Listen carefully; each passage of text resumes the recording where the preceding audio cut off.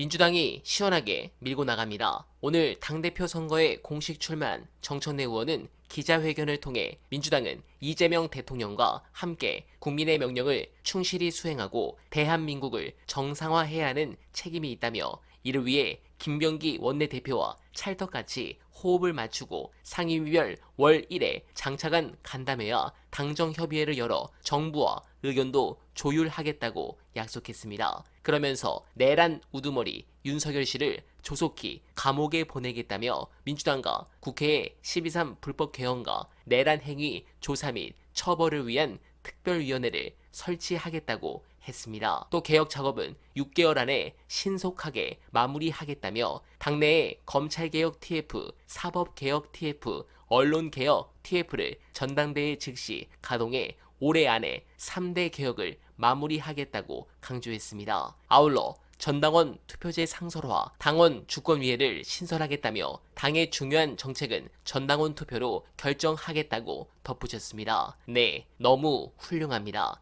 아무래도 박찬대 전 원내대표와 경쟁을 할 것 같은데 잘 해주실 것이라 믿습니다. 그러나 앞으로 정치 지형이 쉽지는 않습니다. 주말 가장 화제가 된 분석 모시고 여러분들의 생각 댓글로 부탁드립니다.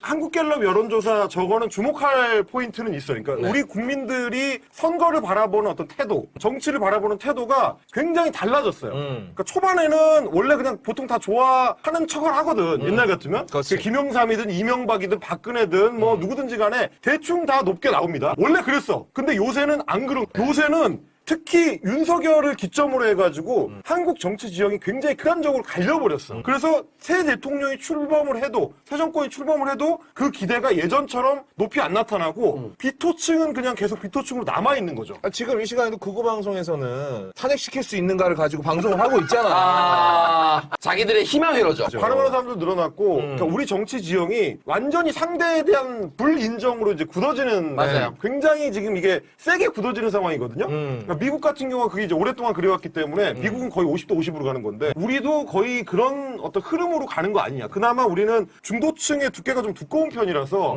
30% 나머지 이른바 내란 동조 세력을 빼고는 중도층은 그래도 새 대통령한테 기대하는 쪽으로 붙어주는데 옛날처럼 막 85% 이렇게는 안 나오는 정치 구도가 돼버렸다. 상당히 예전에 비해서 난이도가 좀 높은 상태로 국정 운영을 해야 되는 거고요. 뭐 그만큼 이재명 대통령이 어떻게 하느냐에 따라서 이제 연성 계층들을 끌어올 수 있는 가능성은 높겠지만 옛날처럼 대통령이 뭐 지지율이 아무리 잘한다고 막 80% 뚫고 이렇게 되는 정치 지형은 이제 아닌 것 같다. 네. 이런 좀 안타까움이 있는 거죠. 하지만 뭐 싹 청소하면 다시 80%로 올라갈 겁니다. 자, 그러면 불인정하는 사람들이 몇 %나? 국민의힘 지지율을 보면 되는데요. 21 나옵니다. 국민의힘 지지율 21%. 계엄 탄핵 직후보다 낮았다. 한국갤럽입니다. 계엄을 했다가 걸렸을 때 혹은 탄핵당했을 때보다도 지금 더 낫다는 거잖아요. 지금 더 크게 실망하는 거야. 자기가 지지한 정당이 계엄을 선포하거나 탄핵을 당했을 때보다도 그냥 대선에 진 게 더 싫어. 더 실망이야. 네. 얘네가 내란을 일으키는 것보다 선거에서 지는 게 더 싫은 거예요. 네. 굉장히 상황이 우리가 생각한 것보다 정치 지형이 험해. 옛날처럼 그냥 내가 잘하면 조금 나아지고 내가 잘하면 나를 지지해주고 이런 상황이 좀 아니야. 그래서 우리 정치권에서도 이 부분을 제가 생각할 때는 꽤 심각하게 받아들이고 관리를 잘해야 돼요. 한국의 이 뿌리가 원래 깊어요. 이 사람들이 2016년 선거를 기점으로 해가지고 자기들이 점점 비주류가 되는 거야. 심지어 이번 대선을 해봤는데 계속 밀려. 총력을 다해도 이제 격차가 거의 10% 차이 정도 나와요. 이 포인트가 정치인들이 잘 잡아야 됩니다. 이제 그들이 비주류였다는 걸 빨리 알아야 돼요. 그러니까 말하자면 민주당 세력들, 민주당을 비롯한 그 지지층이 한국 사회의 주류예요. 이거는 민주당 지지자들도 되게 정확하게 인식해야 되는 게 우리가 여전히 무슨 뭐 언론에 놀아나는 언론의 공격을 받는 뭐 피해자, 기울어진 운동장. 기울어진 운동 우리가 당한다 이렇게 보기에는 너무 주류 교체가 돼가지고 상당히 다른 그라운드에서 우리가 싸우게 된 거예요. 이거 되게 중요한 문제의식이에요. 왜냐하면 심지어 제가 한번 말씀드렸잖아요. 총선은 앞으로 민주당이 지기가 굉장히 어렵습니다. 인구 구조상 못 져. 질 수가 없어. 서울 수도권 중심 정당이고 40대 50대가 주 지지층이잖아요. 근데 40대 50대가 한국에서 인구 두께가 제일 두꺼운 층이에요. 심지어 근데 투표를 하잖아요. 이재명 후보에 대한 투표율이 70%가 넘습니다. 실제로 이번에 분석했었던 게 노무현 때 2030, 그리고 문재인 때 3040, 3040, 이재명 때 4050 그대로 그렇죠. 표심이 그대로 와요. 심지어 86세대가 60대가 되면서 40, 50, 60까지도 이 주류 세대가 민주당 지지층이에요. 그러니까 이런 상황이기 때문에 저 사람들이 느끼는 조바심이 훨씬 강해요. 우리가 완전 비주류다. 우리가 앞으로 이를 악물고 싸워야 된다. 그러니까 뭐 어떻게 하느냐? 온갖 거를 다 끌어모아가지고 자기네 세계관을 단단하게 구축하는데 굉장히 집중을 하는 거예요, 지금. 그래서 극우 세계관을 만들어서 극우 유니버스에서 따로 자기들끼리 사는 거야, 지금. 근데 그 일면을 우리가 실시간으로 목격 중인 거예요. 거기에 뭐가 들어가 있습니까? 이 선거는 우리가 원래 질 수 없는 거다.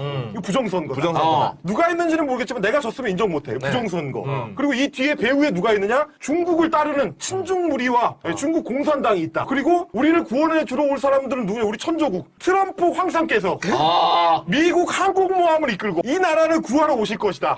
이 세계관을 완벽하게 이제 구축해가지고 거기 사는 거야. 그러니까 트럼프가 이재명한테 전화했을 리가 없는 거지. 이 세계관에서는 불가능한 일입니다. 그러니까 합성인 거야.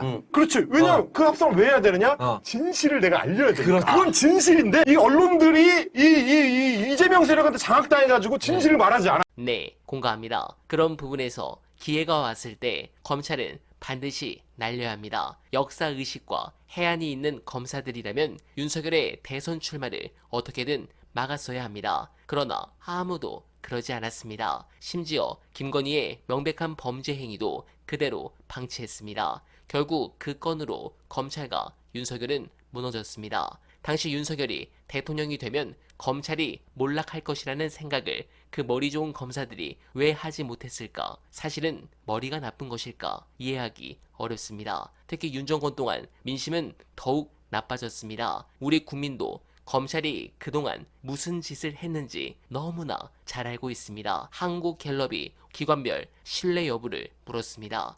헌법재판소, 경찰, 법원, 중앙선관위, 공수처, 검찰 중에서 검찰이 꼴찌였습니다. 이 정도로 국민의 불신을 받는 기관은 존재할 이유가 없습니다. 그런 부분에서 민주당의 법안은 아주 강력합니다. 물론 민주당 의원들이 발의한 법안은 민주당의 당론이 아닙니다. 앞으로 대통령실 민정수석과 법무부 장관이 새로 임명되면 당정 협의를 거쳐 내용이 조정될 수 있습니다. 하지만 기존 검찰이 갖고 있던 수사권과 기소권을 분리한다는 큰 원칙은 바뀌지 않을 것입니다. 검찰개혁 법안은 당정 및 여야 협의를 거쳐 올해 안에 반드시 통과시켜야 합니다. 핵심은 검찰 수사권과 기소권 분리입니다. 그동안 검찰의 폐해는 수사권 때문에 벌어졌습니다. 검찰청을 폐지하든 폐지하지 않든 검찰은 앞으로 직접 수사를 못하게 해야 합니다. 그게 검찰의 운명입니다. 받아들여야 합니다. 여러분은 어떻게 생각하십니까?